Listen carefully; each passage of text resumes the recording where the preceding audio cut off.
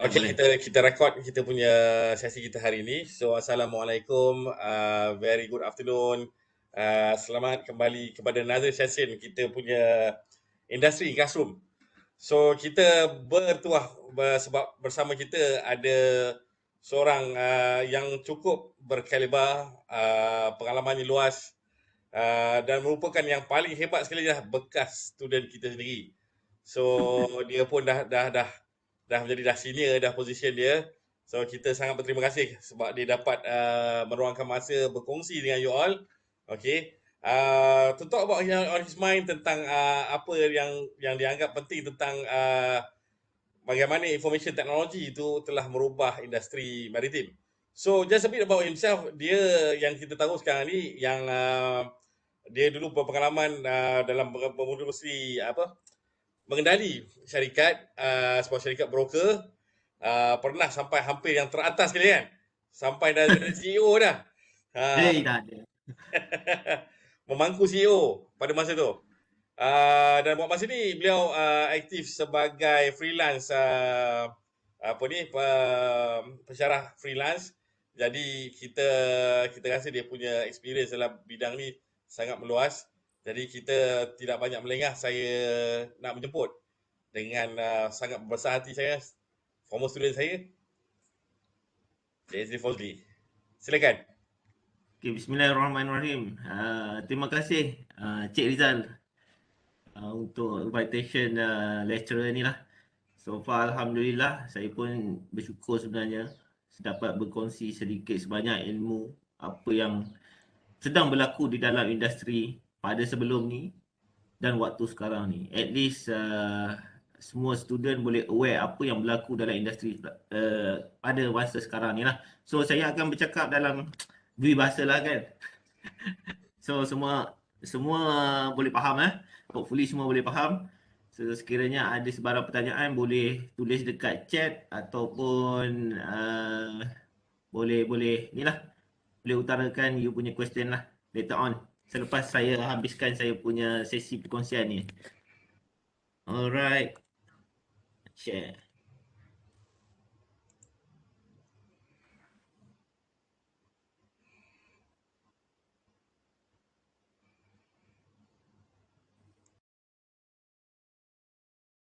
Okay, semua boleh nampak saya punya slide tak? Boleh. Okay, alright. So, Bismillahirrahmanirrahim.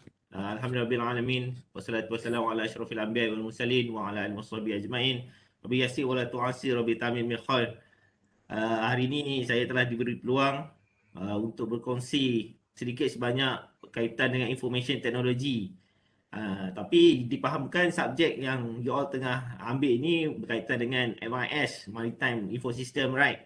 Tapi orang kata actually ada sedikit sebanyak lah information yang akan saya sampaikan ni sebenarnya relate tu dengan you all punya subjek. MIS tu sebenarnya subjek tu meluas lagi. Kalau kita nak cerita pasal MIS, kita akan buat lain session pula lah. Sebab saya dulu merupakan salah seorang orang kata policy maker di dalam sebuah company yang bukan terpaksa lah, kata memang tugas saya adalah untuk mencipta sistem-sistem dalam setiap department ataupun section yang terlibat di dalam sebuah department, dalam sebuah institusi pekerjaan tersebut. Okay, so saya akan berkongsi berkaitan dengan information technology improve the maritime industry. Saya tak suka cakap change sebab change ni setiap masa dia akan berubah. So saya akan berkongsi bagaimana information technology ni memperbaiki keadaan sedia ada. Bermula daripada zaman, kalau nak kira daripada zaman Hitler dulu, zaman sekarang pun sebenarnya banyak teknologi ataupun info-info yang kita dapat collect daripada zaman Hitler dulu pun kita masih guna pakai hingga ke hari ini. Sebab saya suka tengok cerita National Geographic tu kan, pasal Hitler punya macam dia punya history lah, especially pasal dia punya weaponage teknologi. Okay, ini sedikit konten kita pada hari ini. Jangan risau ya, saya punya kelas ni tak lama. Saya akan make sure kita akan habis pukul sejam lah. Then hopefully you enjoy dengan saya punya kelas ni lah. Okey, saya akan cuba sampaikan dia punya konten ni sebaik yang mungkin. Kita ada objektif, Industrial Revolution ni semua orang kena tahu. Internet of Things semua orang kena tahu. IT improve the maritime industry ni saya akan, sebenarnya tajuk ni sangat meluas tapi saya telah simplifikan sedikit supaya kita aware dengan keadaan sedia masa yang ada, and then mungkin the next after you dah masuk dalam dalam alam pekerjaan nanti, and you guys yang akan tahu sendiri, and then akan ada sedikit sebanyak idea apa you guys you kena buat selepas ini. Okay. Okay, ini standard lah introduction mengenai diri saya. Ini orang kata marketing lah, mana-mana saya buat talk pun saya bukan terpaksa lah, memang akan kongsi pasal saya punya pengalaman supaya semua boleh tahulah at least sikit sebanyak pengalaman yang saya ada sebelum ni lah. Okey, saya merupakan graduate daripada College Universiti Sains dan Teknologi Malaysia, aku STEM. Saya bukan graduate daripada UMT. Minta maaf Cik Rizal.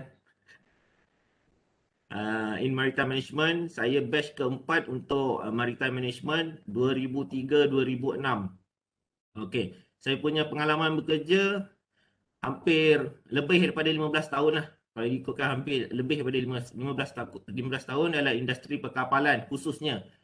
Kalau macam oil and gas ke atau apa yang melibatkan lain-lain pada industri tu, saya punya expertise tu agak kurang sikit lah.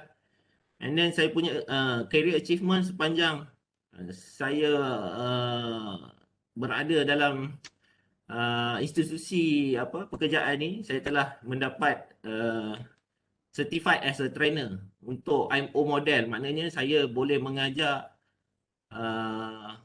orang awam dan juga student untuk tajuk-tajuk tertentu lah, seperti yang melibatkan International Safety Management Code dan juga ISPS. And then ini last saya punya pekerjaan. Saya telah di-appoint sebagai designated person ashore dan juga company security officer di sebuah syarikat alam maritim Sdn Bhd. Dan saya juga telah dijemput oleh badan institusi apa kita panggil jabatan bukan kebajikan, saya pun tak ingat dah, untuk menjadi salah seorang panel mengetengahkan idea berkaitan dengan Water Transport Occupational Framework, di mana ini akan menyebabkan sekiranya seseorang itu dia tidak mampu ataupun tidak boleh untuk melanjutkan pelajaran degree diploma, dia boleh ambil SKM untuk kelas 4 lah, level 4. Dan saya juga telah dilantik, di-invite sebagai representative Malaysia untuk Energy Efficiency Seminar bagi ASEAN yang telah berlangsung di Putrajaya sebelum ni. Okay, ini sedikit sebanyak mengenai diri saya. Okay, kita next teruskan kita punya session ya. So enjoy ya, jangan ada stress-stress. Kita akan buat santai-santai je. Okay, the objective of saya punya kongsian pada hari ini, of course kita akan define apa IT ni telah affect industri maritim khususnya. Memang banyak gila lah cerita dia kan. And then kita juga kena faham apa peranan digitalization ni dalam keadaan market yang sedia ada sekarang ni. Mungkin ada lagi pertambahan sistem digitalization dalam industri maritim. Cuma saya akan bagi tahu apa yang saya aware saja. So mungkin kalau tuan-tuan rasa ada lagi advance punya information, boleh share juga dengan kita. Okay, so saya takkan terus pada cerita orang kata cerita berkaitan dengan IT ni terus, tapi saya nak bawa awak mengembara sikit. Mengembara sikit berkaitan dengan Industrial Revolution. Saya dan Cik Rizal salah seorang orang yang masih diberi kesempatan untuk merasai perubahan revolusi yang telah berlaku dalam dunia semenjak saya kecil lagi sehinggalah sekarang kan. Kalau ikut ni daripada meaning, kalau kita nak baca meaning ni semua orang boleh agak pun apa meaning je kan. Orang kata revolusi ni adalah satu perubahan, sama ada dari segi teknologi, kehidupan, ataupun institusi, dalam sebuah institusi orang kata uh, dalam sebuah institusi sebuah negara itulah, bergantung kepada juga bagaimana pemimpin-pemimpin negara tersebut ingin mengadapt revolusi ni dalam kehidupan dia orang punya rakyat. Ada negara-negara contohnya yang saya pernah pergi masih dia menolak perkara-perkara seperti apa ni, pendigitalan apa semualah. Banyaklah negara-negara yang besar-besar kan, sebab dia orang rasa teknologi baru ni menyebabkan dia orang tak ada freedom. Okey. Okey, ni sikit sebanyaklah apa yang you guys kena tahu pasal industri. Saya yakin pada masa, saya tak tahulah kan, masa saya tahun 2, you guys semua daripada tahun 2 kan? Masa saya tahun 2 dulu, saya masih dalam honeymoon mode. I don't care lah what happen dekat luar. Yang tahu datang kelas, pergi main bola, pergi bersukan, wakil untuk universiti. Enjoy sana sini, pergi kelas, exam, dah balik.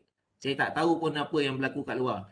Tapi sekarang ni sekurang-kurangnya you all orang kata agak bernasib baik sebab semuanya on your fingertip sekarang ni kan. Buka Facebook je banyak cerita benda. Cuma benda yang ada di dalam Facebook tu kita kena tapis lah. Ada benda betul ke tak kan? Okay, kalau ikutkan industri revolution sekarang ni kita berada di fasa industri revolution 4.0. Macam Mosty Malaysia baru-baru tahun lepas ni memang menggalakkan, mengetengahkan semua company perlu adapt dengan industri revolution ni. Tahu tak? Industri revolution 4.0 ni sangat menakutkan. Kalau you all tengok dekat dalam YouTube boleh check based on IR 4.0 ni dikatakan ada lebih kurang 12 jenis pekerjaan yang akan terhapus disebabkan apa ni, kewujudan teknologi-teknologi yang terbaru pada masa kini. Takut kan? Kalau saya cakap salah satunya kemungkinan adalah institusi perbankan. Banyak lagi. Ini insurans. Kalau kita tengok zaman sekarang ni, semuanya on your fingertips. And then saya pun sedang melaluinya lah. Kalau dulu saya boleh pergi mengajar, pergi dekat institusi training center apa semua. And then sekarang ni pun agak susah lah maksudnya. Lagi walaupun susah dari segi fizikal, tapi dia mudah juga. Cuma dia punya feeling mengajar tu kurang sikit lah kan. Sebab kita tak berdepan one to one, mata tu mata kan.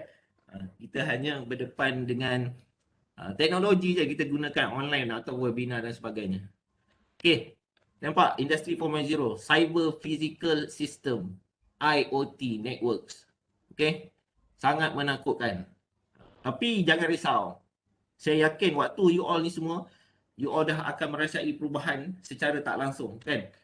Contoh, banyak benda yang you all saya rasa sedang hadapi. Contoh sebelum ni, sebelum PKP, kelas semua dalam kelas. Betul. Sekarang ni apa yang berlaku, kelas boleh dibuat mana-mana juga. Mana-mana saja. Dalam flight pun boleh. Dalam flight ada sistem-sistem flight yang boleh buka internet. Contoh macam Emirates, saya pergi ke Dubai dulu. Pakai Emirates, tapi kena bayar lah. Bayar tu 100 lebih lah untuk berapa gig, untuk berapa byte je kan. Macam-macam lah sekarang ni yang menakutkan. Okay. Alright, this is Industrial Revolution 4.0. Refers to the transformation of industry through the intelligent networking of machine. Ni yang ayat ni yang menakutkan. And process with the help of information and communication technology. Ingat ya, bukan hanya orang kata sektor-sektor tertentu yang terlibat, teknologi maritim pun terlibat secara langsung. Kita tahu kan, semua orang tahu. Sekarang ni ada autonomous port. Dia orang ada stern pengeluar atau maker, sebagai contoh Cosberg. Dia dah keluarkan dia punya orang kata kereta, apa kita panggil, sorry lah, kereta pula. Keluarkan dia punya kapal. Orang kata apa ayat dia tu kapal. Kalau kereta kalau buat tak jadi tu, alah tak keluar pula. Tapi dia dah buat autonomous kan. Bila berlakunya autonomous ni, agak-agak sektor pekerjaan apa yang akan berlaku? Semakin mengecil. Okay, so saya nak mengajak awak sedikit sebanyak menontonlah apa yang dimaksud dengan IR 4.0.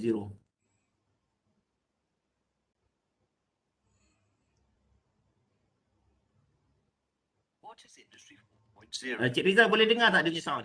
for you? Technology is You kena driving unshare you punya ni dulu, baru dia boleh ni. not only do Kena we unshare dulu. increasingly use it, Kena share screen you. Kena Oh, offset okay, dulu. okay. Okay. Okay.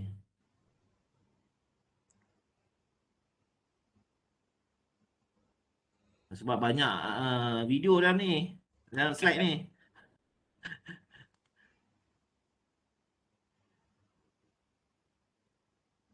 Alamak. Mana tak keluar pula ni.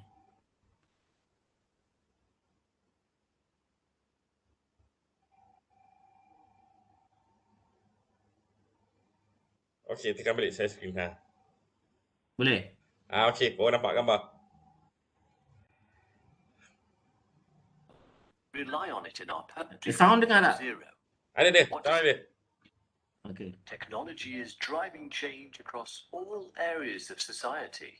Not only do we increasingly use it and even rely on it in our personal lives, we also find our workplaces digitally evolving with more and more processes now being undertaken using technology. This change is known as the Fourth Industrial Revolution, or Industry 4.0. Industry 4.0 will see many tasks that were once performed by us now being automated. With the collection and analysis of real-time data, artificial intelligence, and the ability for all components of a production line to talk to each other, production can be really efficient and personalized according to customer needs. What does this mean for us? With increased automation, our time will be freed up, concentrating on more complex tasks. We will need a workforce who are capable of building, programming, and developing these technologies, but also making sure we are applying them to our lives in an ethical way. There are core skills that we can offer that technology cannot replace. The human touch is going to be incredibly important, ensuring effective communication, problem solving, and supporting change management in this digital environment. There will also be a greater need for joint working across disciplines, creating new innovations. The future job market will be looking for graduates with an open mind to explore the unknown future possibilities. We will all need to develop our skills in order to embrace, adapt to this ever-changing environment. What will you do to make sure you are ready and have the right skills to thrive in the Fourth Industrial Revolution?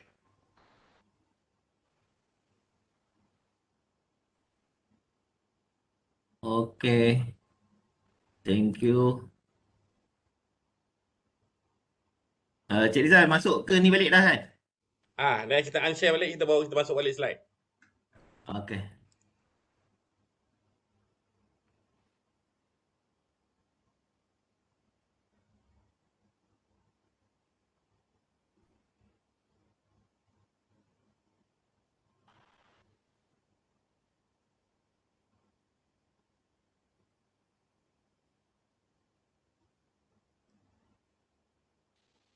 Okay. So secara tak langsung you guys faham apa yang dikatakan Industrial Revolution 4.0 tadi. Based on video daripada YouTube tu, dia pun suruh kita identify sistem teknologi tu dah ada, tapi apa yang kita perlu improve dalam diri kita. Maknanya selain daripada communication, creativity, analytical thinking, you guys pun kena improve dari segi apa tadi, socio-ekonomi lah kan. Okay, this is the item yang telah di-identify di dalam IR 4.0. Autonomous robot, salah satunya adalah autonomous robot. Okay, ni dah banyak berlaku especially dalam teknologi penghilangan. Port, macam saya cakap, port pun ada seperti yang berada dekat France. No more human lagi. Steve Dow pun dah tak ada kerja dekat sana. Semua, tapi untuk beberapa jenis sektor je lah. Contoh sektor container ship, dia sedang menggunakan autonomous robot ni. Maknanya nak angkat crane tu, key crane tu telah dikawal oleh sistem-sistem yang telah di-setting ataupun AI, autonomous robot. Kalau kapal yang cakap ni, saya cakap konsep kapal konsep telah dibangunkan oleh sebuah syarikat yang sangat besar, iaitu Cosberg. Dia akan menjadi seperti teknologi ROV ataupun Predator, kapal pesawat peninjau US tu. Dia akan gunakan lebih kurang teknologi seperti itu. So sekarang ni that's why semua negara berebut-rebut untuk upgrade sistem communication kepada 5G. Banyak kita tak tahu lagi keburukan ataupun banyak kelebihan, tapi kalau kita ambil daripada perspektif positif, kita akan dapat lebih banyak kebaikan lah daripada keburukan. Okay, simulation ni pun dah berlaku. Saya akan share kemudian apa yang berlaku dalam industri maritim. Integration system ni pun sudah berlaku. Masa saya buat sistem di dalam dekat alam maritim tu, kita panggil dia MIS lah, Management Integrated System. Kita akan combine keseluruhan sistem-sistem bekerja tu dan jadikan kepada satu Integrated Management System. Maksud dia IMS, Integrated Management System, di dalam satu sistem saja. Daripada banyak-banyak sistem ke combine jadi satu sistem je. And then IoT ni kita tak dapat elak. Saya yakin you guys semua tak ada pakai 336 sekupang lagi kan. Zaman-zaman saya dulu, zaman bercinta dulu, pakai 33 sekupang tu kan. Telefon sekejap-sekejap, 1 second. Nak save, zaman dulu dia punya ni mahal. Dia punya charge prepaid tu mahal kan. Zaman sekarang ni unlimited lah calling. Okay, itu nak bagi tahulah. And then cyber security, this is the most important. Walaupun kita ada teknologi yang canggih ni, tapi kita ingat di sebalik kita ada orang kata dark side of the teknologi ni, ada juga segelintir orang yang cuba mengambil kesempatan terhadap kehebatan teknologi yang sedia ada. Nanti saya akan share kemudian. Cloud computing ni sedang berlaku. Sebelum ni sistem yang kita guna pakai biasanya kita akan simpan di dalam drive. Kan? Semua data-data atau report kita simpan di dalam hard drive. Tapi sekarang ni tidak. Kita just pakai cloud je. Kita pakai cloud je untuk simpan kita punya file-file kita boleh sharing dekat seluruh dunia. Sebelum ni susah kan. Bila nak buka satu-satu agak susah. Dan kalau drive tu jahanam, memang jahanam lah semua benda. Okay, additive manufacturing ni dia macam macam mana nak cakap 3D printing. Siapa pernah tengok cerita MI, Mission Impossible, yang dia buat topeng tu, topeng MI4 saja, dia buat topeng tu, nampak dia punya mission tu. Itu antara contoh di additive manufacturing yang sedang berlaku. 3D printing ni banyak berlaku, mempercepat lagi proses. Dia macam dia punya molding tu dah siap ada, buat terus siap je benda tu. Sebenarnya dah berlaku. Okey, augmented reality ni sebenarnya macam VR lah. Siapa yang handphone ada download software measurement, you boleh check macam mana dia handphone ni boleh measure jarak dengan menggunakan telefon je, tak pakai tali tape dah. Itu antara contoh augmented reality. Big data ni adalah berkaitan dengan orang kata lebih pada teknologi database jugalah. Okay. Right, saya nak fokus pada IoT. Kalau tengok kat sini kan, dia punya ni panjang sangat dia punya description. Tapi the most important is ni, dia punya wording that are embedded with sensor, software and other technologies. Maknanya dia integrated semuanya dalam dan jadikan pada satu. Yang menyebabkan semua teknologi diguna pakai menggunakan internet. That's why semua negara sedang berlumba-lumba untuk upgrade dia punya sistem communication kepada 5G. Kan 5G ni dia punya bandwidth boleh besar, dia punya speed dia sangat laju. Kalau paling laju sekarang ni saya pernah pakai paling laju 800 Unify 800 Mbps. Tapi kalau pakai dikatakan pakai 5G ni boleh sampai ribu-ribu lah speed dia. Okay. So saya rasa tak perlu kau tengok video ni sebab saya lebih fokus kepada apa yang saya nak share pasal industry marketing. Okay. The IT improve the maritime industry. This is sedikit topik yang saya ingin tekankan lah. Okay, untuk topik ni saya fokus kepada tiga sektor ni lah. Shipping, perkapalan, pembuatan kapal, shipbuilding dan juga port. Kalau nak cakap pasal maritime industry ni semua terlibat. Teknologi perikanan lah, oil and gas lah, apa ni, geologis, whatever. Tapi memandangkan saya ni lebih pengalaman saya lebih kepada industri apa ni, sektor ketiga ni saya akan berkongsi mengenai tiga sektor ni lah. Okay, shipping. Di bawah shipping ni saya dah identifikan IT ni telah mempengaruhi beberapa perkara lah. Antaranya adalah komunikasi, database macam cerita dari cloud, big data, software and application, navigation, shipboard operational and management ni berlaku pada kapal. Saya fokus pada kapal. Energy efficiency. Kalau kita tengok zaman climate change ni, semua nak berubah dan semua nak mengawal CO2 emission. And then apa yang berlaku pada kita orang masa di industri pun telah diaudit beberapa kali. Dia akan tanya mengenai CO2 emission. And then masa saya jadi wakil untuk Malaysia, berkongsi berkaitan dengan energy efficiency ni pun, data yang berada pada company saya atau saya share kepada pihak government, dan government telah share data tu kepada seluruh ASEAN, utamanya China lah. And then dia orang rasa apa yang kita guna pakai tu ada impact daripada pengenalan terhadap sesuatu rules and regulation yang diperkenal tu memberi impact kepada sistem climate change kita lah. And then last but not least berkaitan dengan cyber security. Right, kita go through list by list lah. Okay, dalam teknologi perkapalan, komunikasi,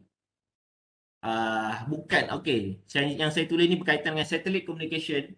Bukan semua kapal yang mampu ataupun ada satellite communication ataupun WISAT. WISAT ni umpama macam kita boleh main internet atas kapal lah, tapi with limited punya kelajuan dan juga ni dia punya data. Walaupun you ada berada kat tengah Alaska ke, dekat mana-mana pun, kita masih boleh berkongsi maklumat dengan keluarga dan kita boleh buka Facebook pun rasanya melalui WISAT, teknologi WISAT. Biasanya kapal-kapal yang telah diinstal dengan teknologi WISAT ni kapal-kapal yang kapal merchant yang besar-besar lah. LNG, chemical tanker, PFLNG pun sama, semua ada. Macam kapal offshore, ada certain kapal aja. Contoh kapal yang lebih pada gross tonnage dia 1000 ke atas. Tengok bergantung kepada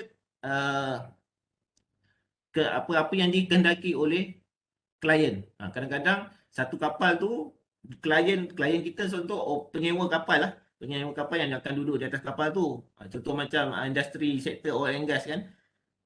Kalau buat kerja dekat platform-platform di tengah laut tu, contohlah Petronas, orang Petronas akan duduk atas kapal tu. Biasanya orang Petronas akan minta apa-apa komunikasi yang boleh memudahkan komunikasi mereka di atas kapal tengah laut tu. Antara teknologi ni adalah WISAT. Kan? Kalau ikut, selain pada WISAT ni, dulu saya pernah berniaga. Seorang kapten minta saya tolong untuk jual satu telefon satelit. Memang mahal lah. Harga telefon tu je RM3,000. You boleh call. Itu hanya untuk call saja. Dia kena beli device telefon tu, and then just boleh call ke mana-mana nombor lah di serata dunia. Mungkin diguna pakai juga oleh Navy ataupun ada certain company. Tapi rasanya benda tu tak popular sangat. Sebab itu more to personal. Kan? Okay. Seterusnya, GMDSS. You guys kena tahu. Kalau nak terlibat dengan di sektor perkapalan ni, kena faham apa yang dimasukkan dengan GMDSS. Global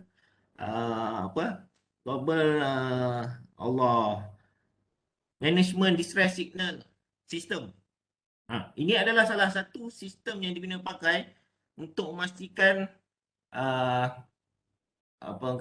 distress, nama pun distress kan. Sekiranya berlaku sesuatu kecelakaan, insiden di tengah laut, so antara device yang boleh menghantar information di kat mana kapal tu berada, sebagai contohnya EPIRB, SAT dan banyak lagi lah kalau nak cerita pasal GMSS. Maknanya secara tak langsung, setiap teknologi industri yang berkaitan dengan information technology itu dah di-embedded di atas kapal. Ini yang telah berlaku sekian lama lah.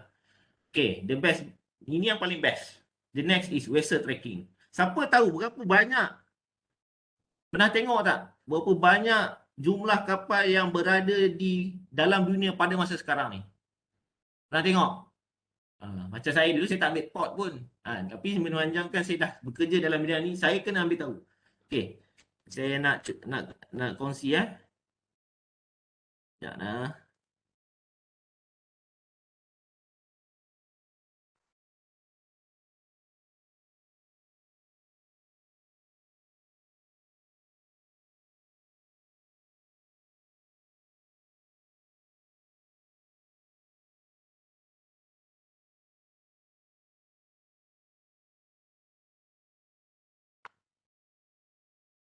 Tinggal setengah jam lah Cik Rizal, sempat ke ni? Sempat. Boleh. Masa Bila diberi. Ruang itulah, sepenuhnya. bila cakap ni memang tak ingat. Okay, this is the real data. Ini bukan kalau siapa yang kaki-kaki forex, saya tahu ramai student kaki-kaki forex ni. Ini bukan kita punya apa ni candlestick bearish atau bullish. Nampak? Di serata dunia. Kapal macam mana dia identify ni? Okey, kena tahu dalam kapal, di atas kapal dia ada satu device yang dipanggil sebagai AIS, Automatic Identification System.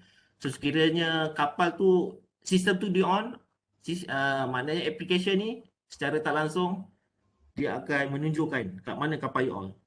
Kalau let's say dia off, apa yang berlaku dekat, kalau sebelum ni kita ada dengar satu insiden MT Harmony yang telah di hijack dekat Johor.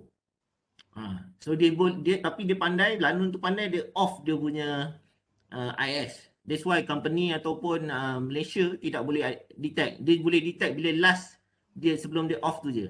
Dia punya ping, dia ping kawasan tu dekat situ. Okay. And then saya nak cakap tadi, nampak ni, tak tahulah, tak terkira lah. You guys boleh guna juga nak tahu, nak cari apa jenis kapal-kapal yang ada. Contoh macam saya dulu bekerja dengan Alam Maritim. Dia check kapal ni dekat mana. Canggih tak canggih tak? Zaman saya mula-mula bekerja dulu, tahun 2006, 2005 tak ada benda ni. Nak tahu kena hello captain. Captain, when your ATA? Where's the vessel? Let long berapa? Kat mana? Tapi sekarang ni kita boleh check melalui online system je. Sebenarnya sistem ni berbayar. Tapi kalau dia akan tunjuk yang basic-basic lah. Maknanya kita boleh check lah. Kalau dekat handphone, biasanya saya akan guna Vessel Finder. Vessel Finder tu free. Untuk check kapal-kapal ni kat mana. Okay, sekarang ni. Ni contoh nama ni gambar kapal. Contoh kat mana. Kapal ni berada dekat mana kawasan ni. Sekarang ni dia tengah parking, anchorage dekat sini. Kat sekitar Labuan. Kapal ni tak bergerak. Contoh. Ini maksud saya. Di mana vessel tracking ni sekarang ni semakin bertambah maju. Which is information technology ni memang memberi impact yang sangat besar pada teknologi kita sekarang. Biasanya saya akan gunakan marine traffic lah. Instead of pakai, mana pun ni, satu lagi.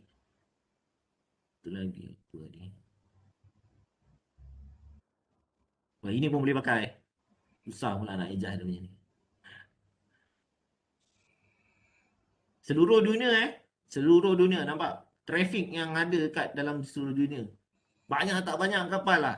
So kita jangan takut. Teknologi, orang kata industri perkapalan ni masih akan berlaku juga sampai bila-bila. Dan di antara sistem pengangkutan yang paling tua dalam dunia.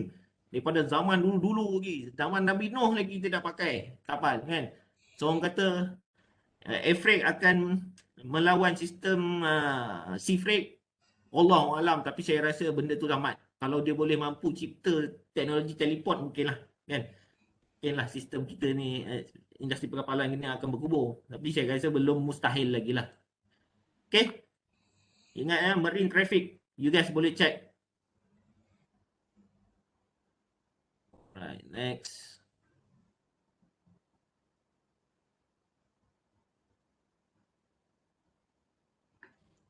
Canggih tak canggih? So nampak impact tak? daripada IT, teknologi kepala industri maritim kita. Menarik kan?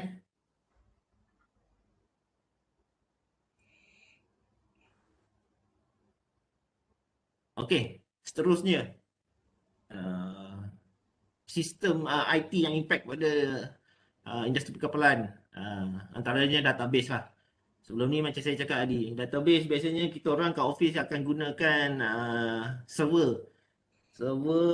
Kita akan letak 3 server biasanya. Kalau macam office dulu kat KL, satu server dekat kawasan yang boleh katalah berlakunya serangan terhadap Malaysia. And then kawasan tu tak kena. Tapi masalahnya kita orang letak dekat Putrajaya. Agak-agak kalau orang nak serang, confirm dia akan serang Putrajaya dulu, betul tak? Itulah contoh dia. Kita ada letak 3 server kita dekat dalam Malaysia ni, berlainan tempat. Let's say kalau berlakunya apa-apa berkaitan dengan ni, kita masih mampu untuk simpan lagi kita punya data. And then sebagai praktis, sekarang ni memang kebanyakan company dia gunakan data cloud lah. Cloud data apa semua.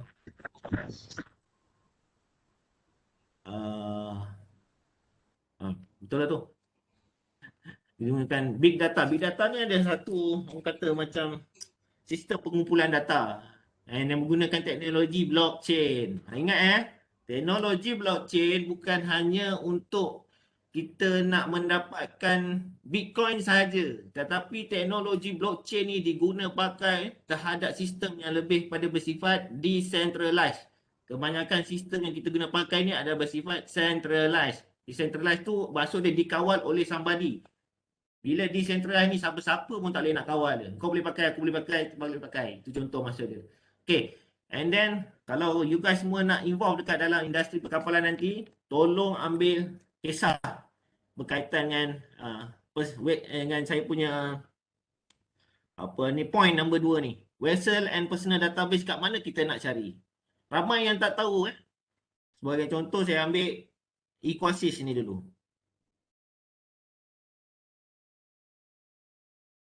Equasis.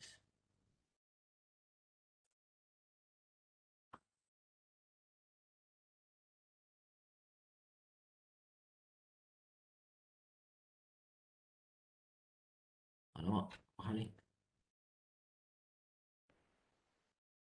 Jangan kena ni pula. Cik Rizal, okey, boleh dengar lagi tak?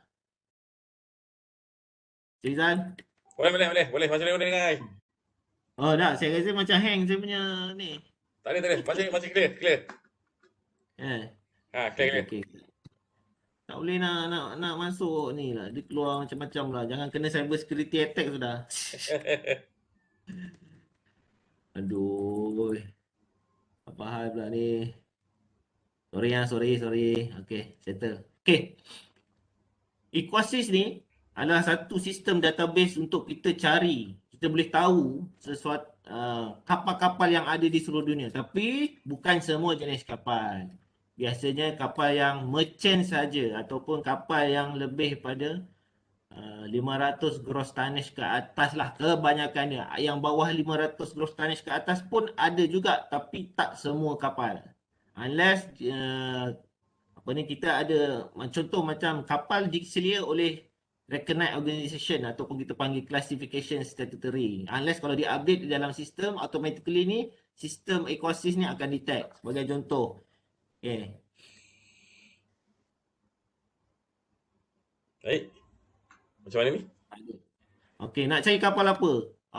Apa yang popular ni? Bunga Laurel. Bunga Laurel ni tahu kapal apa? Detect ni, ship.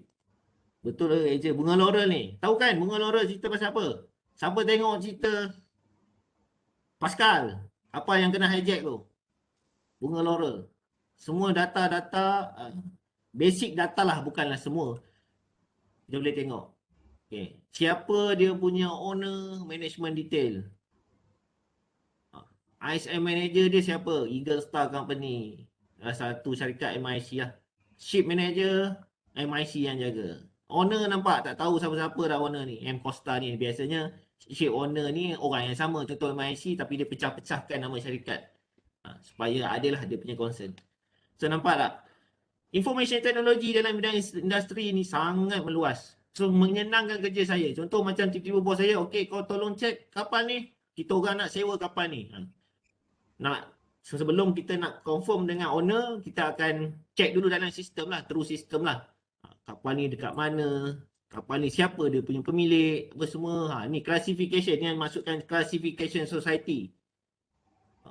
Badan ataupun pihak RO, Recognized Organization, yang mengawal selia certification kapal ni. Kita boleh tahu.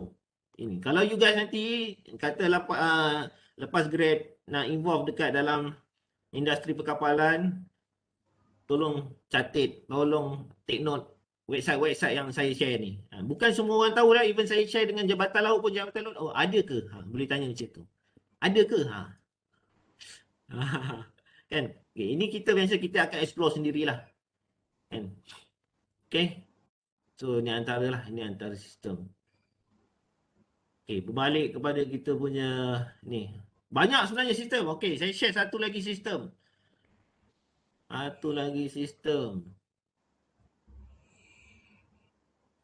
Okay, OCIMF.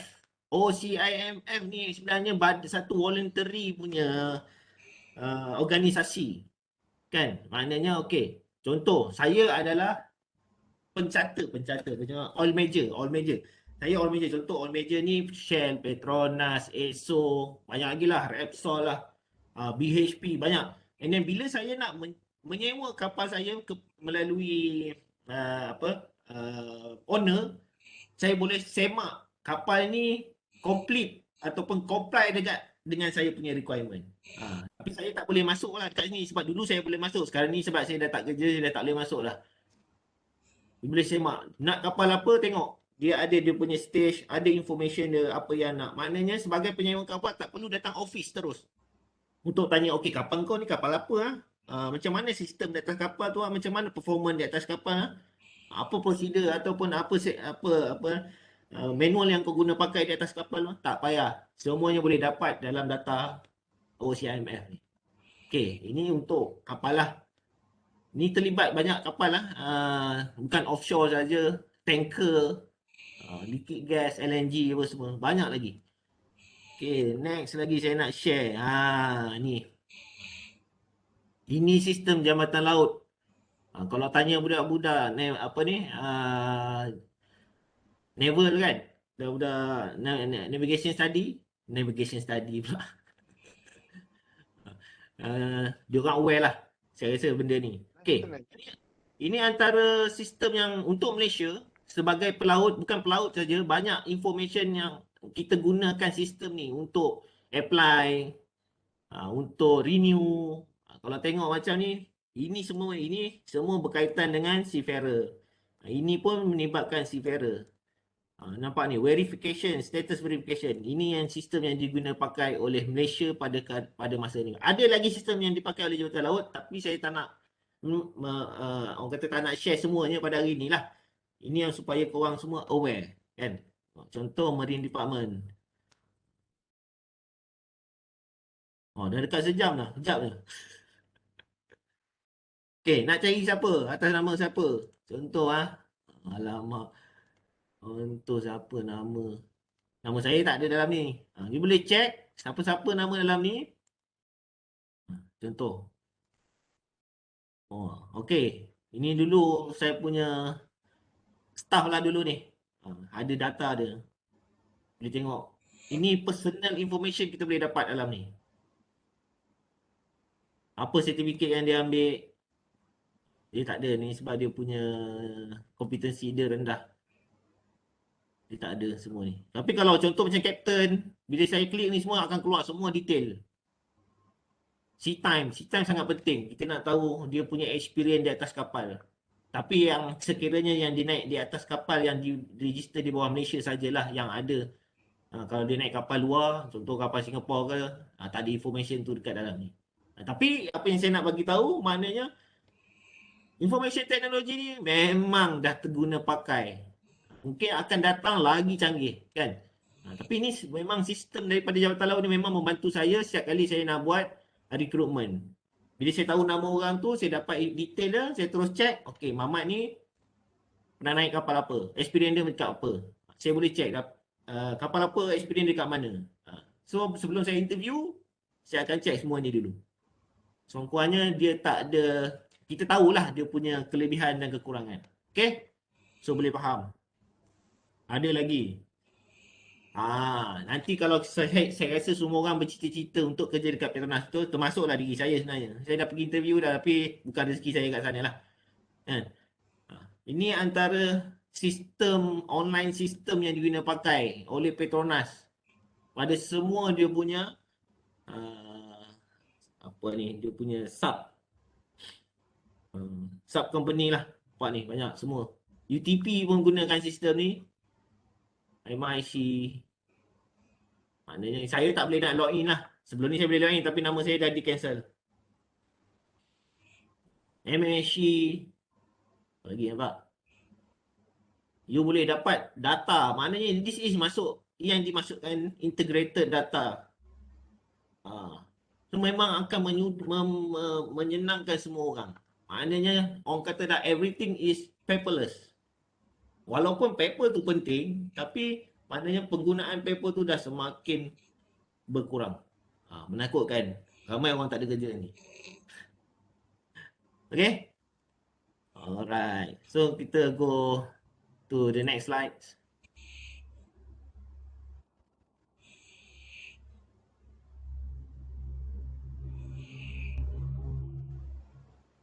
Okay, software application. Ni lebih kurang macam sistem-sistem yang saya tunjuk pakai lah. My Trade Link Government front page ni adalah sistem yang diguna pakai oleh Custom Malaysia. Bila kapal nak masuk, bila kapal nak keluar, dia nak declare barang, dia perlu update dalam dia punya sistem. Okay, itu maksud dia. And then tak apa, you guys nanti boleh dapatkan slide ni daripada ni, and then kalau berminat boleh klik satu-satu ni untuk you guys punya further information lah. KRCon kena faham ya. Setiap kapal yang ada kat dalam Malaysia ni, dia perlu ada buku-buku dia, kita panggil dia sebagai publication yang perlu dia letak di atas kapal supaya boleh menjadi rujukan kepada pelaut-pelaut di atas kapal tu. Sama macam kita lah, kita study subjek ni, kita kena beli buku teks tu. Sama juga. Tapi kalau macam zaman saya dulu, publication digunakan perlu beli secara fizikal. Buku tu kena beli. Tapi sekarang ni ada satu company yang mengeluarkan publication ni secara digital. Kita panggil KRCon. Kena belilah, memang mahal lah. Satu satu USB tu. USB drive tu lebih kurang 10,000 lah, lebih kurang lah tu. Tapi menyenangkan semua orang lah. Maknanya dah paperless. Semuanya bergantung kepada sistem komputer saja. Nampak? Bahaya tak bahaya? Okay, BLAST ni sistem kerajaan yang diguna pakai oleh kerajaan lah. Okay, IR ni, rule finder, diguna pakai oleh auditor, surveyor, kan? Jabatan laut pun pakai ni untuk dia orang punya rujukan sekiranya nak check kelayakan requirement untuk kapal ni, untuk spesifik rules and regulation di dalam SOLAS, di dalam IMO, kita boleh pakai. You guys boleh masuk dalam website ni and register. Dapat free saja. Boleh check. Senang. Tak payah beli buku. Kan? Macam saya kena beli buku SOLAS. Kena beli buku ISM. Setiap kali nak buat saya makan, okey ni perkara ni jatuh kat clause mana, kena buka buku. Tapi sekarang ni dah senang. Search saja. Kan? InsyaAllah dia boleh banyak membantulah. Tapi sebenarnya buku tu lagi detail. Ini pun bukan tak detail. Tapi bukan semua benda yang dimasuk dalam tu. That's why ada certain company dia pakai benda ni and then dia pakai buku. Minta nak minum sikit.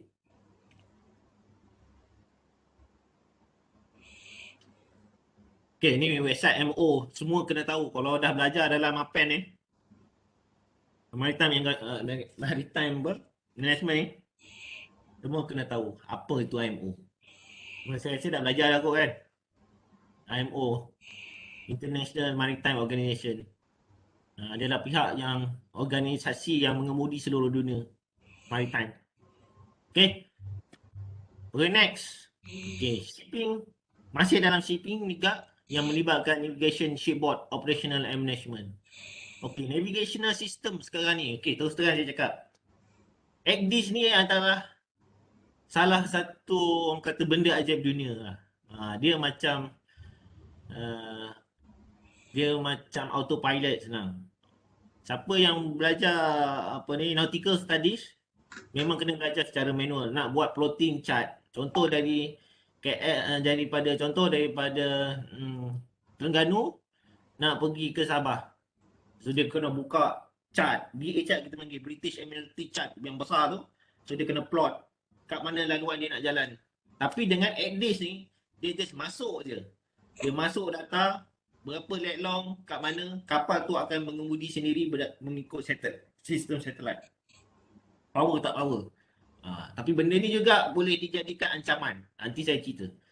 VDR ni stand for Voyage Data Recorder. Voyage Data Recorder ni dia umpama macam black box. Kapal kalau terbang lah.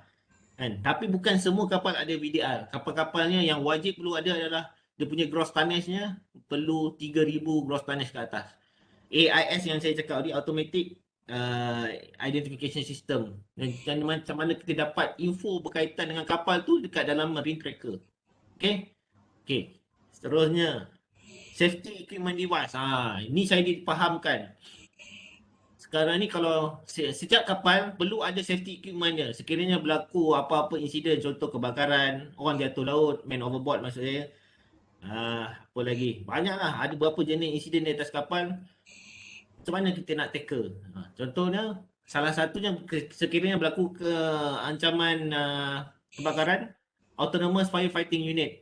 Di mana kalau ikut prosedur, kru kapal yang perlu turun dan pakai dia punya suit, kita panggil sebagai firefighting suit, pergi padamkan api. Tapi depend on skala api tu kan. Kalau volume api tu besar, memang kita tak akan lawan lah, maknanya kita akan tinggalkan kapal. Tapi untuk let's say what happen kalau kata massive punya kebakaran kan, terpaksa gunakan peralatan inilah yang lebih selamat dan tidak boleh menyebabkan mengorbankan nyawa. Dan seterusnya, man overboard tracker. Man overboard tracker ni, man overboard kena faham. Maksud dia kalau orang di atas kapal tiba-tiba jatuh dalam laut. Macam mana nak ke sana? Kapal tengah belayar. Kira-kira kepala, tiba-tiba ada orang call. Captain call kat bridge. Daripada deck call kat bridge. Captain, gap dish, mayday, man overboard. Macam mana? Malam pula tu, mampus nak cari. So, salah satu device yang ada adalah dekat baju dia orang tu perlu ada tracker. Kat situ, kita boleh tahulah bila kita boleh identify dekat mana point dia jatuh. Itu antara. Okay. So, next is Vessel Simulator System. Vessel Simulator System ni, dekat Malaysia sebenarnya ada 2 tempat.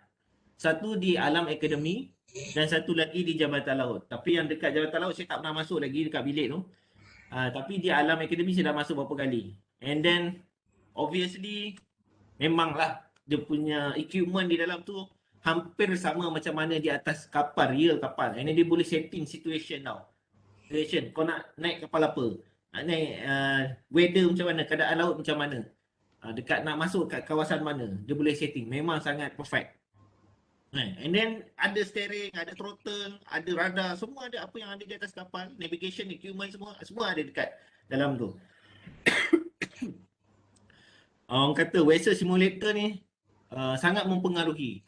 Masa kalau tak silap saya pada 2019 kita ada buat World Maritime Week, bukan World Maritime Week, World Maritime Day. Ada salah seorang cadet daripada alam bertanyakan, boleh tak simulator punya sea time ataupun kalau atas kapal flight kita panggil apa, dia punya jam flying lah kan, dikira sebagai untuk mempercepatkan proses dia mendapatkan kompetensi sertifikat tu. Tapi memang kata-kata orang tak bersetuju lah, sebab kita tahu kapal ni adalah dinamik pergerakan dan kita tak boleh menjangkakan sesuatu keadaan tu semua cantik je kan.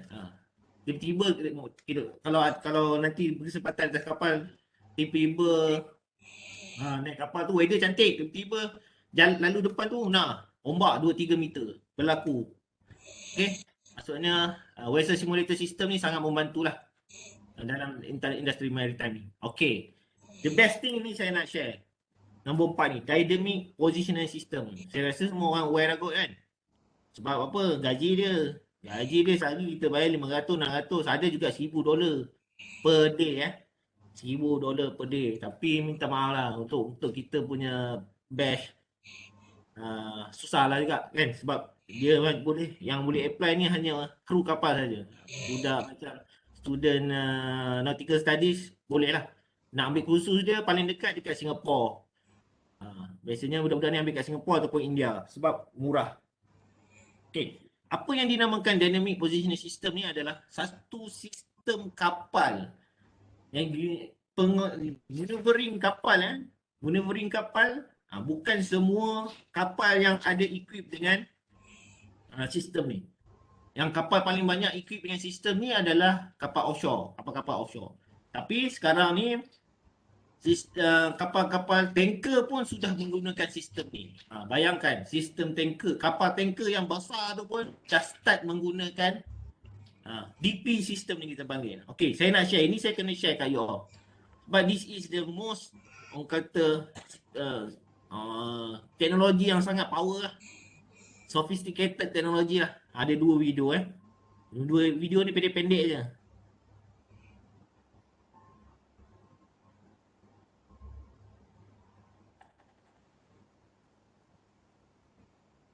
DP2 enables us to study items on the seabed or stay on position to deploy particular equipment and retrieve particular equipment on the ship.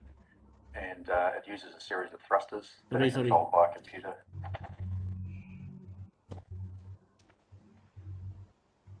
DP2 enables us to study items on the seabed or stay on position to deploy particular equipment and retrieve particular equipment on the ship.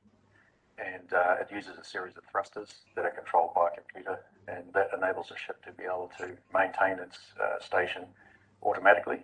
And if necessary, we can also track a path that's either following another device, like a remote operated vehicle or a submarine, or to follow a track for particular ocean sampling techniques that we may want to do. The Tangaroa is the only vessel of its type with this capability in the Southern Ocean at present. Satu lagi. Itu simple sangat. Satu lagi lah. Jangan risau, dah nak habis dah.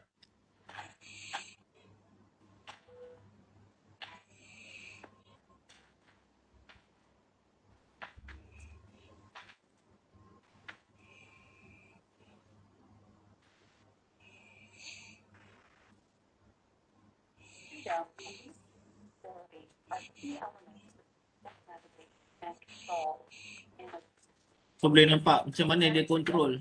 Semuanya relate to IT mana.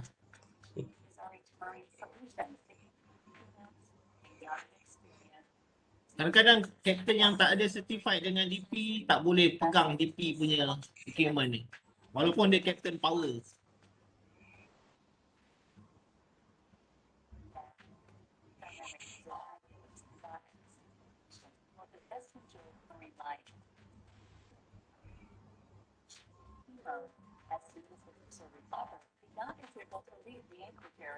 Saving valuable time.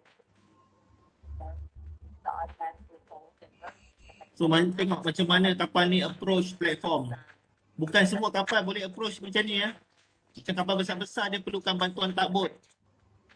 Tapi untuk kapal-kapal yang DP dia boleh self maneuvering menggunakan teknologi satellite.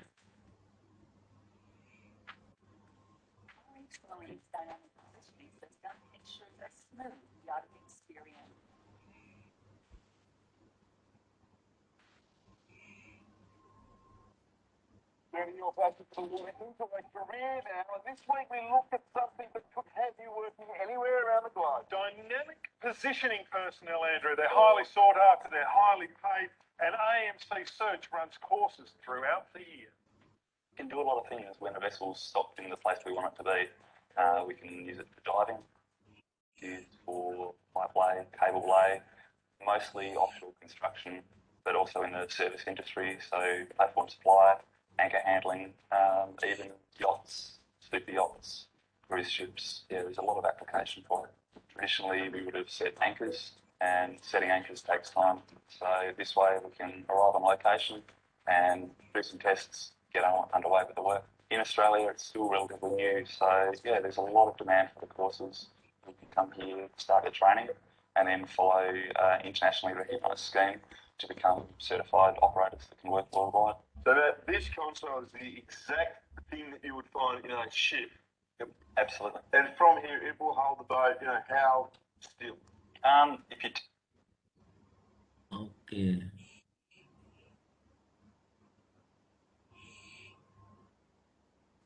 So nampak tak? Teknologi DP ni dekat Malaysia berkembang start daripada 2010. Baru lagi 10 tahun. DP ni dia banyak level, DP1, DP saja, DP1, DP2. Dan sekarang ni the latest one is DP3. Nanti you all carilah apa yang dimasukkan DP2, DP1. Canggih tak canggih? Kena ingat bukan semua kapal boleh bergerak, boleh maneuver macam tu. Contoh macam kita ambil contoh kalau pergi port Kelang, Westport, Northport, kapal-kapal yang besar-besar. Contoh dia tanker lah ataupun container ship. Bila dia nak longside berth tu, port tu, dia perlu mendapatkan bantuan daripada tugboat, pilot. Dia akan tolak. Bukan kapten tu yang pegang steering yang bawa kapal tu pergi parking pergi berding, bukan. Tapi berbeza dengan kapal-kapal yang ada teknologi DP ni, ada certain port yang di-allow kapten untuk bawa kapal tu masuk. Tapi ada certain port walaupun kapal DP tak di-allow juga. Sebab setiap apa yang berlaku dalam industri perkapalan ni, the most important is safety. Cerita apa-apa pun tak guna kalau safety tak comply. Kalau ada kapal power ke, duit banyak pun safety tak comply, orang takkan ambil kisah pasal you punya company. Okay? So that is the most sophisticated teknologi yang ada kat dalam industri maritim, especially dalam perkapalan. Power tak power? Alright, okay. Sekarang ni the next masih di bawah tajuk shipping. Sekarang ni kita berada berzaman climate change. Semua orang dah introduce dengan macam-macam jenis lah untuk kita control energy efficiency ni. Kena ingat, industri perkapalan ni antara penyumbang utama kepada pollution dalam dunia. Pollution. Kapal yang paling banyak bagi pollution. Pollution minyak, pollution laut, pollution udara. Apa lagi? Semua pollution lah berbanding dengan kapal terbang, berbanding dengan kereta. So, IMO telah bersetuju dan mengeluarkan satu arahan, regulation, setiap kapal tu perlu comply dengan energy efficiency plan yang telah direka untuk spesifik kapal tu je. Masa ni saya buat untuk 40 biji kapal, memang sakit kepala. Sebab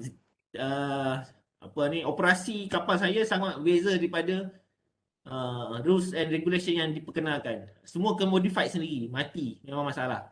Tapi benda tu berjaya jugalah kita buat. Walaupun tak dapat keputusan yang agak accurate. Tapi data tu diguna pakai di negara ASEAN. Itu yang saya rasa pencapaian terhebat lah sepanjang saya berkarier lah.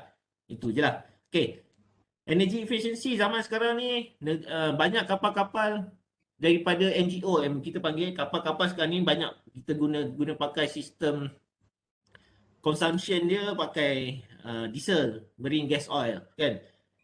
Tapi zaman sekarang ni banyak juga syarikat yang dah membeli ataupun membina kapal yang berlandaskan kepada elektrik motor. Elektrik motor ni maknanya penggunaan marine gas oil tu sangat rendah sebab combustion, apalagi auxiliary punya power ataupun genset, kita 100% kita pakai elektrik motor. Maknanya nampak tak perubahan. Walaupun elektrik ni dia lebih mencetuskan haba, tapi sekurang-kurangnya dia mengurangkan CO2 emission tu. CO2 emission tu yang boleh mengganggu kita punya, menyebabkan green gas house yang sangat teruk sekarang ni. Alaska pun dah diceritakan banyak iceberg yang dah pecah-pecah kan. Okay, energy efficiency lah. So you guys kena tahu, kalau nak tahu, nak terlibat dengan industri perkapalan, dengan port, dia dah tahu ni Ship Energy Efficiency Management Plan. Macam mana dia punya plan tu. Ni adalah satu bentuk prosedur lah. Okay. And then nombor 3 ni sensor embedded in IoT component. Ni sensor-sensor zaman sekarang ni untuk kapal-kapal yang dibina pada zaman-zaman sekarang yang baru-baru ni, memang dia perlu letak ada bukan semua kapal lah. Contoh macam yang kapal 500 gross tonnage ke atas, dia perlu letak sistem ni di atas kapal untuk make sure dia boleh mengawal CO2 emission lah. Kita cakap kenapa CO2 emission? Okey, sebagai contoh, dekat hal kapal tu tahu, hal kan, hal. Badan kapal, bawah kapal tu, perut kapal tu, bila lama dalam air akan wujud barnacle ataupun tritip lah kita panggil, tritip yang tajam-tajam tu. Bila berlakunya benda tu, kapal takkan masuk docking setiap masa. Kapal akan masuk docking 2 tahun setengah hingga 5 tahun sekali. Okey. Tritip tu juga mengganggu kelancaran kapal tu bila berada di atas air. So antara sistem yang diguna pakai dalam industri IT terhadap IoT, Internet of Things sekarang ni, dia pasang sensor berapa ketebalan dia boleh check berapa ketebalan tritip tu dekat hal. Contoh itu antaranya lah. Ini apa kena buat? Kena buatlah something. Contohnya kena buang tritip tu, boleh buang tritip tu. Kita boleh panggil diver untuk buang tritip tu pakai water jet. Boleh. Okey. Maknanya teknologi sensor dah diguna pakai di kapal-kapal yang latest. Kena tahu Mungkin bukan semua kapal ada, tapi kena ingat dekat Malaysia ni kapal yang latest ni tak banyak. Kapal yang 10, 15 tahun, 20 tahun yang banyak kapal dekat Malaysia ni. Kan? Okay, the next slide. Okay, cyber security. Ni saya nak share berdasarkan pengalaman sendiri. Kenapa cyber security ni sangat mempengaruhi industri maritim khususnya. Actually, terlalu ramai lanon-lanon moden, lanon-lanon digital zaman sekarang ni. Dan saya pernah kena, dan company kawan saya pernah kena. Okay, saya cerita diri saya dulu lah sebab saya telah diserang ransomware. Laptop office saya telah diserang ransomware. Semua data, semua file yang saya simpan bertahun-tahun tak boleh buka. Dia jadi encrypted. Bila saya nak buka, dia minta password. Jadi, saya dapat satu email. Kalau you nak buka benda ni, you kena bayar ransom.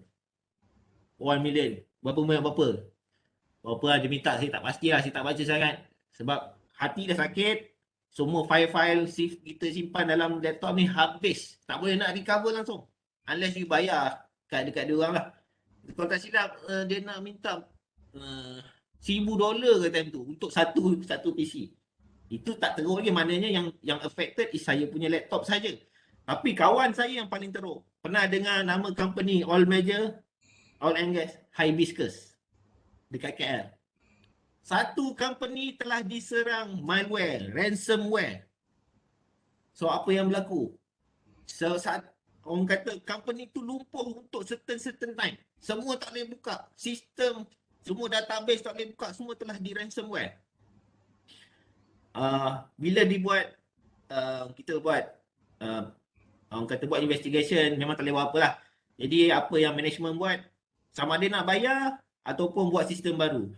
Bila dia buat pembelajaran, money expenses, kalau kita buat sistem baru, compare tu bayar ransom, mana lagi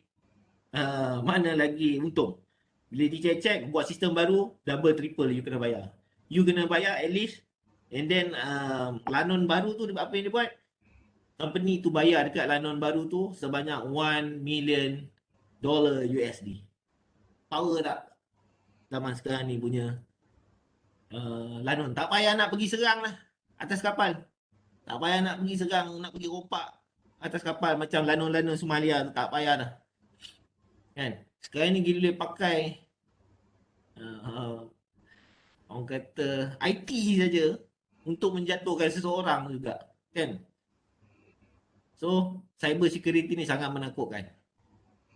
Memang sakit kepala. Bayangkan you dah simpan data. Saya dah simpan data bertahun-tahun. Memang tak boleh habis. Kan? Memang menyakitkan hati. Email pun tak boleh. File-file, record. Bertahun-tahun sepanjang saya bekerja tu habis. So, innalillah lah cerita dia. Jadi, macam mana cyber security ni sangat telah di-embedded di dalam sesuatu sistem di dalam company.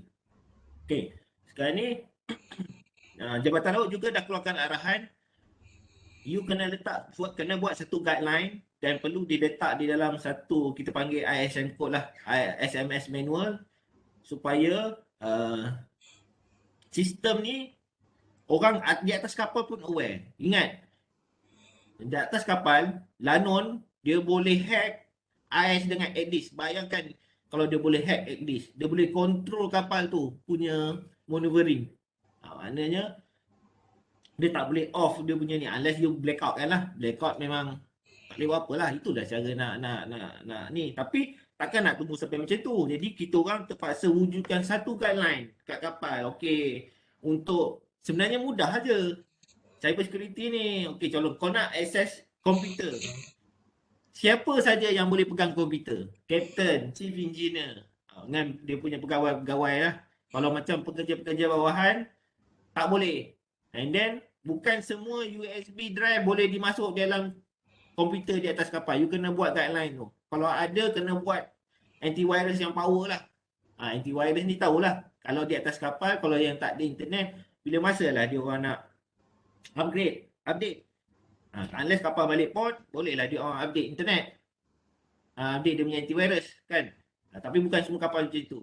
Tapi apa yang berlaku, IMO dah keluarkan arahan, cyber security perlu di-embedded di dalam guideline di atas kapal. Jadi nampak tak?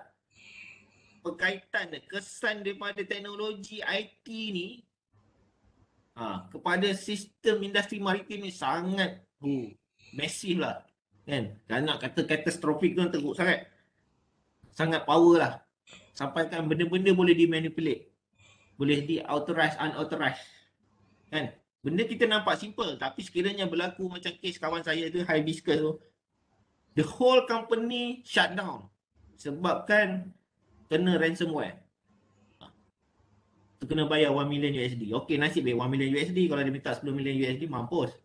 Memang company tu kaya. Takkan nak bagi orang macam tu je. Kan? Itu maksud dia. So, kena ada pengawalan dan diperkenalkan cyber security lah. Macam kita punya telefon pun tengok.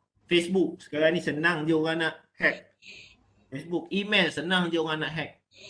Benda tu mungkin kita akan gelak kan. Tengok Mamai ni guna buat statement yang mengutuk-ngutuk orang tu dia kata kena hack. Tapi sebenarnya berlaku. Sekarang ni ada satu yang orang kata post-post lucah-lucah tu. Kawan-kawan saya kena. Tiba-tiba apa hal tiba-tiba kau hantar gambar-gambar macam ni kan. Bila cakap dia punya Facebook kena hack. Okay. Alright. Ini di bawah impact terhadap di bawah shipping company lah. Okay. Shipbuilding. Sebenarnya shipbuilding ni terlalu banyak. Terlalu besar. Dan saya tak boleh nak list downkan semua benda. Tapi naval architecture maknanya kalau zaman dulu nak lay down you punya keel ambil masa. Nak buat dia punya blueprint ambil masa. Sekarang ni dah semua senang. Kejap je. Duit je. Biasanya orang buat kapal kata contoh dekat China. China pun dia ada grade-grade dia. Bagus. High end. Kan? Kalau high end you kena bayar lebih lah. Itu dia. Bila dia punya naval architecture dia. Macam mana dia nak design dia punya blueprint punya scale. Apa kita panggil. Chart tu. Kalau siapa pernah nanti naik atas kapal tu minta kapal punya ni blueprint. Software application of course lah banyak. Ini saya tak boleh nak list down sebab saya tak terlibat dengan shipbuilding. Dengan yard saya tak terlibat. Tapi memang banyak yang guna pakai. Orang dah tak pakai dah Photoshop, orang dah tak pakai dah ni. Sekarang ni dah banyak teknologi yang mantap. Augmented reality AR tadi. Macam contoh yang saya cakap, teknologi measurement pakai telefon. Nanti download measurement tu kan, dia boleh check. Kita boleh pakai pakai kamera je, tak berapa measurement. Itu antara contoh lah. Tapi banyak teknologi yang di-adapt daripada benda tu dalam benda ni. Dalam maritim. Additive manufacturing yang cakap 3D print ni. 3D printing ni. Especially dalam teknologi pembuatan, manufacturing, pembuatan, fabrication. Memang diguna pakai secara langsung. Orang dah tak pakai dulu, kena buat mall ni, seorang kena buat mall. Lambat. Benda tu memang time consuming. Tapi sekarang ni benda ni dia jadi sekejap je. Nampak ada impact dia. Okay. The next is berkaitan dengan port lah. Port facilities dah semakin berkembang. Semua dah menggunakan teknologi sistem. Macam saya dulu, pengalaman saya, dulu saya pernah jadi ejen. Nak buat clearance kapal, saya kena pergi office, kena tulis borang, apa-apa, kena bawa dokumen ni, scan-scan, pergi ke port. Okey, saya nak serahkan secara paper lah, bertulis. Return. Tapi zaman sekarang ni, you je buka laptop, okey masuk bila expected ETA, and then nak booking berapa jam, masuk je. Maknanya nampak? Maknanya improve of system di dalam teknologi dalam industri maritim ni sangat heboh. AI, artificial intelligence ni semua tahu kan apa yang masuk AI kan. Dah banyak kali orang cakap kat TV lah apa semua. Saya tak perlu cakap lebih lanjut lah.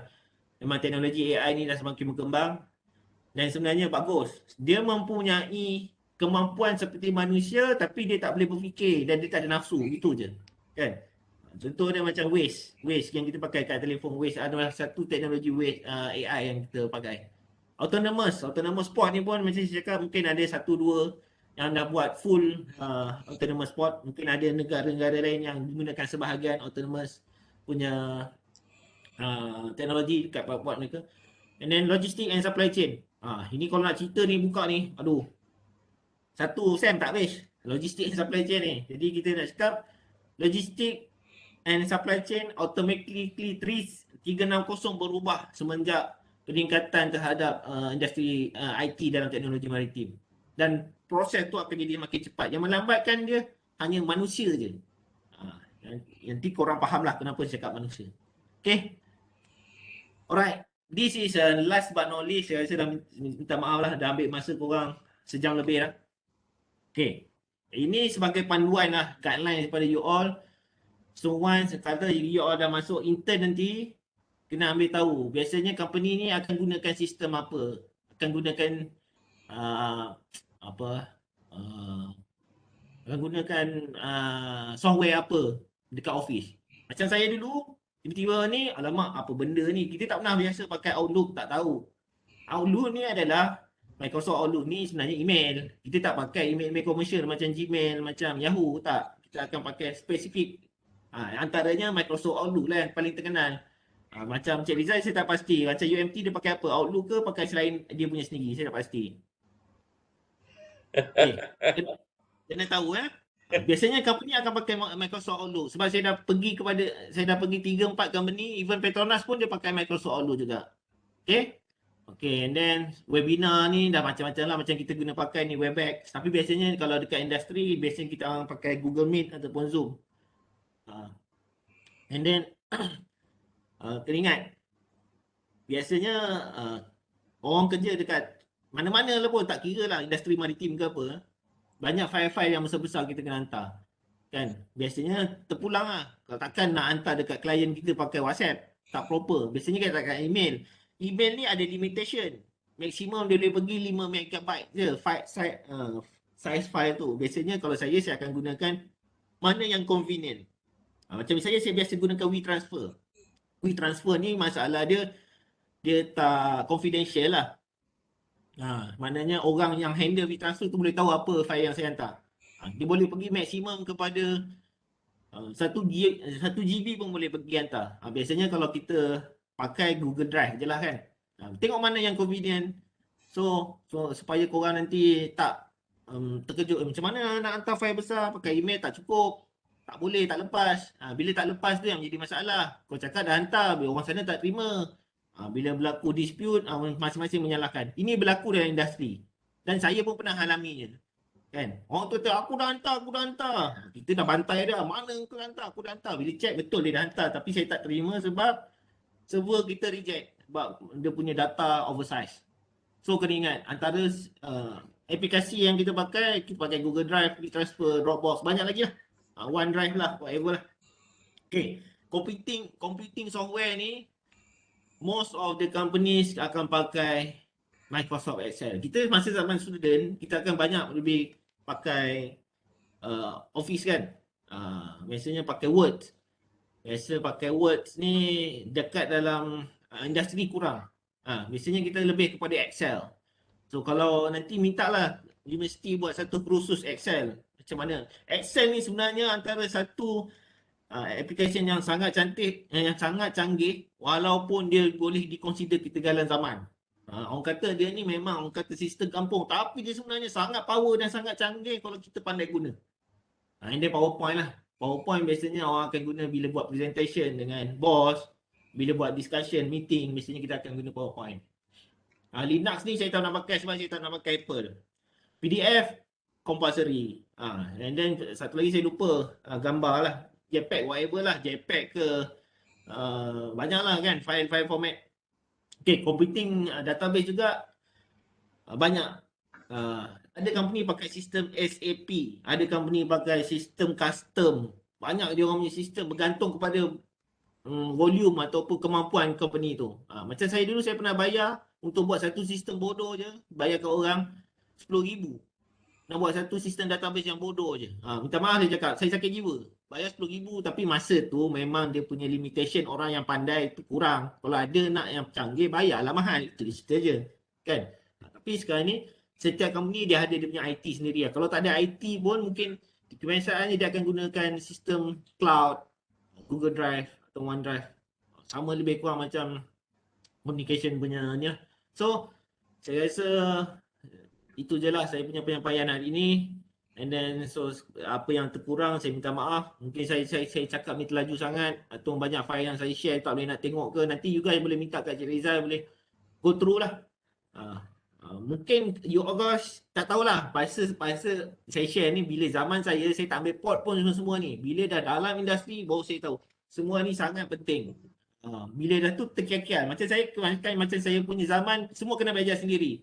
Tapi zaman you all ni macam saya pun saya dah jaga lebih kurang lebih daripada 50 orang internship student di bawah saya jadi supervisor. First thing saya akan ajak semua benda ni bagi dia familiar dulu. Kan? Mungkin you guys ada yang dah pernah bekerja, mungkin yang ada aware dengan sistem ni, tapi yang tak pernah bekerja kelang kabut. Bila bos cakap, kau tolong buat ni, mana ni? Cik, ni macam mana ni cik? Macam mana nak pakai? Macam mana nak hantar email? Email pun hantar kena ada adab. Saya pernah sound seorang student daripada universiti tut. Bukanlah kita nak dihormati, tapi adab sangat penting dalam komunikasi. Contoh dia terus panggil, "Dear Fauzi." Okey, kalau saya yang menjadi student saya takkan ajar sistem semua dulu, saya takkan ajar apa semua, saya akan ajar adab dulu macam mana adab komunikasi. Saya cakap, sekurangnya tulislah, dia encik, dia mister. Mister tu nampakkan macam ayat tu lembut sikit. Saya terus pergi sound dekat supervisor dia cakap, tolong bagi tahu dekat ni, beradab sikit. Alhamdulillah lah, memang dia pun menjadi juga, memang dia rasa okey, maknanya dia tak aware. Jadi bila you guys bila masuk internship, bila tulis surat, make sure kena letak nama encik, bila panggil orang, panggil je lah encik. Sebab kita ni orang baru ni tak tahu apa. Dia orang ni orang lama ni yang akan berkongsi atau mengajar kita secara tak langsung. Sebenarnya kita respect macam mana kita respect guru kita, lecturer kita, okay? So that's all for today. So minta maaf kalau banyak kekurangan tu datang daripada saya dan yang baik tu hanya daripada Allah Taala. Sekian, terima kasih Cik Rizal. Sorry Cik Rizal kalau saya ni agak rocker sikit. Biasa kita rocker macam itulah. Okay.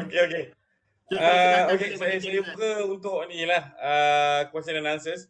Kalau ada yang ni ketiga hari yang tertidur ke, takkan tertidur kot. Ini macam-macam punya discussion, masuk macam-macam punya sistem. Hebat cerita ni. So saya buka untuk persoalan. Ini kalau ada yang segan, masukkan aja dekat chat box tu. Soalan anda kita akan bacakan. Dan kalau ada yang berani ke tengah, teruskan menyoal daripada sini pun tak apa. Boleh je. Apa, kalau benda yang saya tahu jawab, saya jawab. Kalau saya tak tahu, saya kata tak tahu je. Semasa Ada soalan kita. hmm. Okay, so far so good kan. Tapi my advice, apa benda yang saya share tadi, simpan untuk kemudian hari. Sangat berguna sebab saya dah lalui benda ni. Orang tak tahu, saya kena explore sendiri. Bila saya share dengan orang, semua orang cakap, oi, senangnya. Semua mengerjakan. Kita menyenangkan kerja orang, insya-Allah Allah akan menyenangkan kerja kita. Percayalah.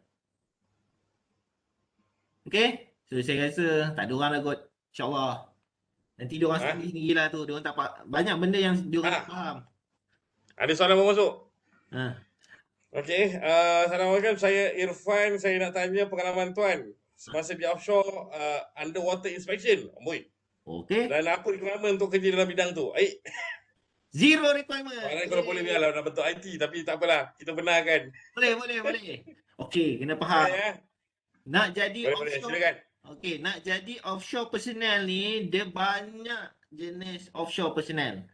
Antaranya divers, orang yang operation, orang yang technical, banyak. Sekecil-kecil anak, sekecil-kecil jawatan sampai setinggi-tinggi jawatan. The best is, for your information, bila you terlibat dengan subsea punya ni, underwater inspection, sebenarnya gaji dia lagi besar daripada kapten tau. Kapten kapal yang bawa PFLNG tu berapa ringgit sangat? Cik, minta maaf lah. Bukan saya nak belagak. Ini berlaku kat saya. Saya bayar seorang diver yang kita panggil, kalau US tahu, kita panggil apa nama diver ni, ada dua jenis. Satu diver di atas air, yang satu diver di bawah air. Kan, yang di bawah air tu yang paling mahal, yang dia kena duduk di dalam chamber untuk sekian lama, 28 hari tu. Gaji dia untuk 28 hari saya bayar almost 100,000. Diver seorang. Dia punya supervisor 1,000 USD per day. Bayangkanlah. Lagi besar daripada kapten. Nak jadi tu boleh. Nak jadi diver lah. Diver ni tak semestinya you guys kena pandai. Pandai dalam akademik. Tapi you guys kena tahu apa yang you guys buat. More to technical. And then dia punya certificate pun, ya Allah, paling dekat Australia. ADAS. Australia paling dekat. Saya memang recommend orang pergi, kalau recommend untuk orang pergi ambil diver lah. Commercial diver. Tapi masalah nak ambil course dia mahal je. Kalau you ambil sekarang ni MAPEM 50,000 dalam tangan kan. Kalau tu pergi ambil course diving tu 90,000 kita dapatkan sertifikat. Tapi value dia pergi ingat, walaupun you ada sertifikat tu, you kena compete dengan orang-orang yang dah identify diver ni. Memang boleh buat duit. Memang gaji dia orang memang besar gila. Tak maaf lah saya cakap, memang besar gila. Okey, apa lagi? Personal kerja subsea. Apa lagi? Macam kita MAPEM, apa yang kita boleh involve? Boleh jadi field engineer, tapi field engineer ni you kena faham serba sedikit pasal subsea punya technical. Kalau you dah involve daripada awal, mungkin 5-6 tahun lepas tu you dah tahu dah proses tu, you boleh jadi. Macam saya dah ketinggalan zaman. Saya tahu benda ni daripada saya mula kerja, tapi saya tak ambil port. Sebab saya eager dengan kapal. Kalau aku tahu, aku dah berambut pergi subsea tu. Okay. So orang kata tak perlu ada banyak kelayakan. Bergantung kepada jawatan yang di pohon. Ramai pun yang tak kerti bahasa Inggeris pun ada. Kata-kata macam saya jaga dulu subsea personnel. Kebanyakan dia Sarawakian. English pun out pun. Tapi gaji puluh-puluh ribu. Kita pun sakit hati. Kita pun sakit hati kan. Kita hire dia. Kita bayar gaji berapa-berapa je. Dia gaji puluh-puluh ribu. Contoh macam itulah. Boleh. Apa-apa pun kena tahu. Macam ROV. ROV pun sebenarnya yang perlu pandai. Yang perlu tahu. Saya cakap English is the most important lah. English the most important. Maksud dia English tu, macam saya pun sampai sekarang cakap pun tak pandai sangat. Tapi at least you guys tahu apa nak deliver, apa you nak receive. Apa you nak sampaikan, apa yang you terima, you tahu apa nak dicakapkan. Tak semestinya perlu ada degree. Kan? Kalau ada degree, biasanya kita akan field orang-orang yang ada field engineer je lah. Field engineer ni dia akan cover semua the whole process. Lepas ni nak kena buat apa? Lepas ni nak kena buat apa? Contoh, nak buat welding dalam air, dia kena tahu. Dia kena deal dengan supervisor, dengan diver, dengan orang-orang tertentu. Ada satu yang dipanggil inspection engineer. Inspection engineer ni, kalau ada duit pergi ambil dekat Singapura sekarang. ALST dia panggil, Assistant Life Support Technician. Kos ni murah je. Dalam duit kita dah 5,000 je. Tapi nak dapat tempat tu susah. Sebenarnya, contoh, dalam Malaysia, orang yang ada full certificate, macam saya nak cakap ni, full certificate life support technician ni sangat minimum. Tak lebih pada 20 orang. Nak cater satu meja, gila kau. Aku dulu pening kepala nak berebut dengan orang.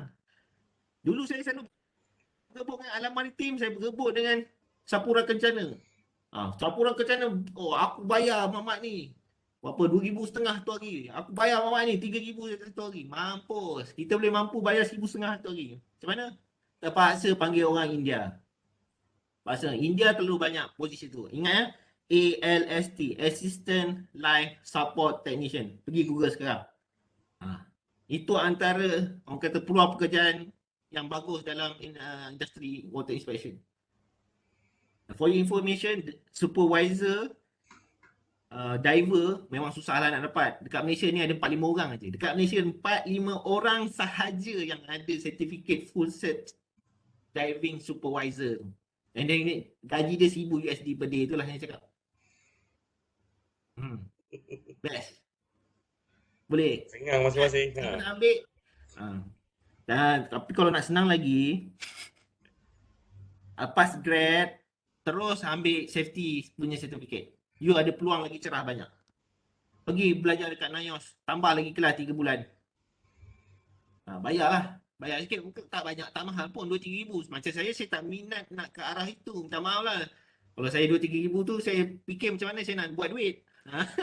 Pergi kelas yang boleh buat duit. Tak maaf. Boleh faham? Safety course zaman sekarang ni sangat penting. So nanti kalau rasa lepas grad, terus pergi buat safety. Ramai kawan-kawan saya punya junior, saya punya batch, dia pergi buat safety course. And then, diorang sekarang ni sedang bekerja dekat oil major. Petronas, pergi hantar kat US, pergi hantar kat Iran, Iraq. Seronok lah, gaji berpuluh ribu. Kan? Aku je yang duduk kat sini lah, gaji 2-3 ribu je. Alhamdulillah. Dapat duduk dengan anak. Boleh. Itu peluang pekerjaan lah. Kalau industri, kalau nak relatekan dengan information technology ni, sebenarnya yang dikabarkan dekat dalam ni tak banyak. Macam 3D printing tu kita tak ada kena-mengena pun. Tapi macam saya cakap, kalau nak involve dengan teknologi subsea, ambil lah. Ambil. SHO, Safety Health Officer tu sangat penting. Dia ambil. You all muda lagi, ambil. Korbankan sikit duit. InsyaAllah duit tu ada. Tapi kemudahan untuk kemudian hari. Saya dulu masa lepas grad, saya tak tahu benda ni. Bila dah setengah, dah dekat setengah umur, dah 30-an, memang aku malas lah nak pergi ambil. Orang suruh saya ambil master dengan PhD pun saya malas.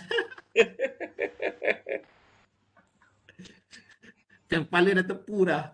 Rambut dah tak ada. Nak mikir, biasa kerja je kan. Okay. So next, ada lagi tak?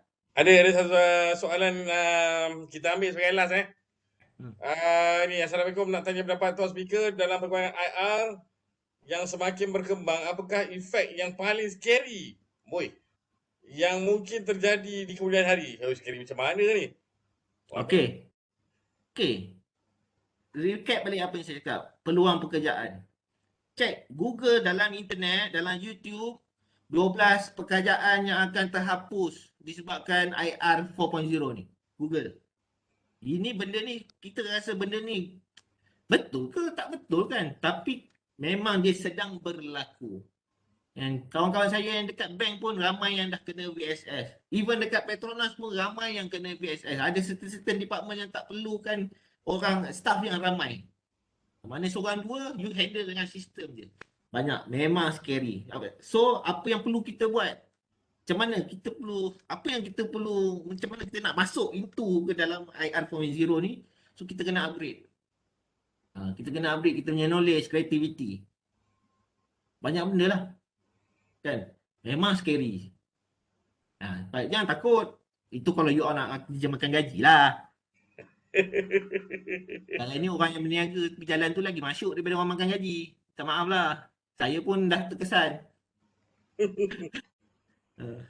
Baik-baik, saya rasa itu menjawab sangat soalan yang dinyatakan. Memang betul.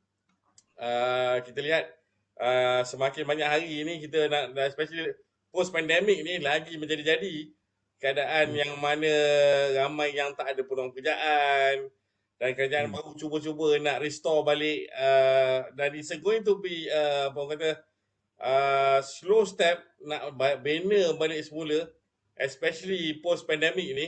Dan at this point of time tu kita masih tak tahu lagi macam mana kita punya keadaan selepas zaman post pandemic ni, macam mana lagi benda baru lagi kita nak kena ubah. So at this point of time kita dah nampak digitalization adalah satu yang kita tak boleh lari. Okay, Yes. memang kita terpaksa move into digitalization. Orang terpaksa kerja sikit, kerja dari rumah, bilangan orang tak ramai, penjarakan Kerja banyak. sosial yang sangat-sangat diperlukan. Jadi I don't know, the future is going to be like what? As what our speaker dah cakap tadi, memang ada banyak peluang-peluang baru akan ada because of banyak loophole sana sini. Okay, loophole sana sini akan create ruang baru. Tetapi it needs people yang macam you all nak kena far-fetched thinking lah. Kena nampak opportunity tu. So baru boleh jadi kita punya MRS system ni tu. Untuk dia apa ni, especially untuk maritime ni barulah boleh kata sampai tahapnya.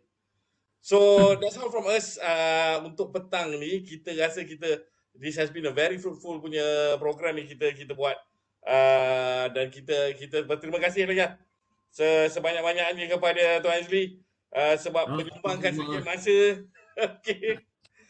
Saya Bersama kita, walaupun dia kata nak kata sejam je, tapi boleh tahan juga tu. Dia dah Sejam sebut setengah. macam kita. Sejam setengah. Dia banyak sebenarnya idea tu nak cakap tapi saya kena limited kan. Okey, itu saya daripada saya. Terima kasih kerana bersama dengan kita sehingga kita bertemu lagi dalam sesi rancangan yang akan datang. InsyaAllah. Okay. Everybody. Terima kasih yang banyak. Alright, baik. Assalamualaikum.